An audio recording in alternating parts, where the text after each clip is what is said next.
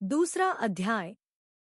देवराज को शिवलोक की प्राप्ति, चंचुला का संसार से वैराग्य। श्री शौनक जी ने कहा, आप धन्य हैं सूत जी, आप परमार्थ तत्व के ज्ञाता हैं।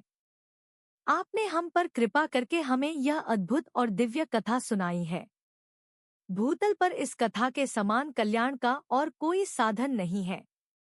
आपकी कृपा से यह बात हमने समझ ली है। सूत जी, इस कथा के द्वारा कौन से पापी शुद्ध होते हैं? उन्हें कृपापूर्वक बताकर इस जगत को कृतार्थ कीजिए।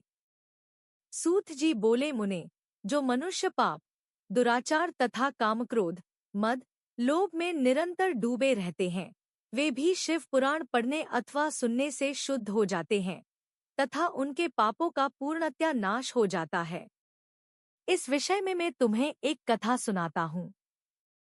देवराज ब्राह्मण की कथा बहुत पहले की बात है। किरातों के नगर में देवराज नाम का एक ब्राह्मण रहता था। वह ज्ञान में दुर्बल, गरीब, रस बेचने वाला तथा वैदिक धर्म से विमुख था।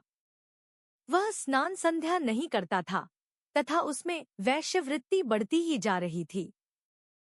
वह भक्तों को ठगता था। उसने अनेक मनुष्यों को मारकर उन सबका धन हड़प लिया था। उस पापी ने थोड़ा सा भी धन धर्म के काम में नहीं लगाया था। वह वेश्यागामी तथा आचार भ्रष्ट था। एक दिन वह घूमता हुआ दैवयोग से प्रतिष्ठानपुर, झूसी प्रयाग जा पहुंचा।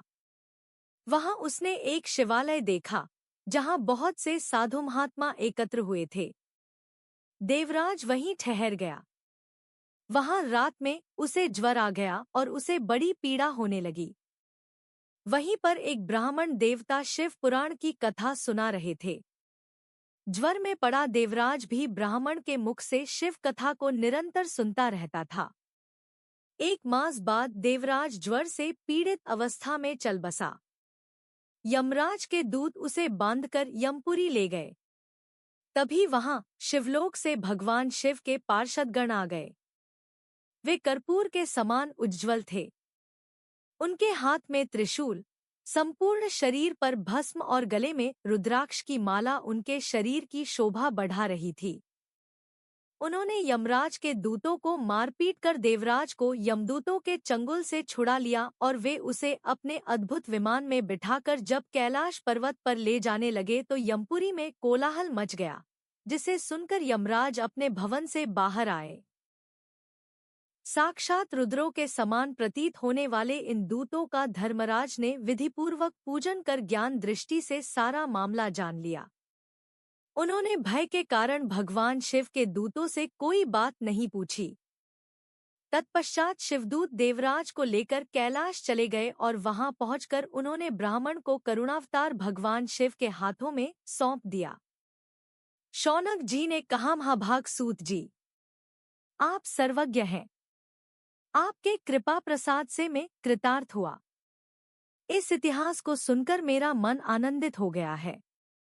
आता भगवान शिव में प्रेम बढ़ाने वाली दूसरी कथा भी कहिए।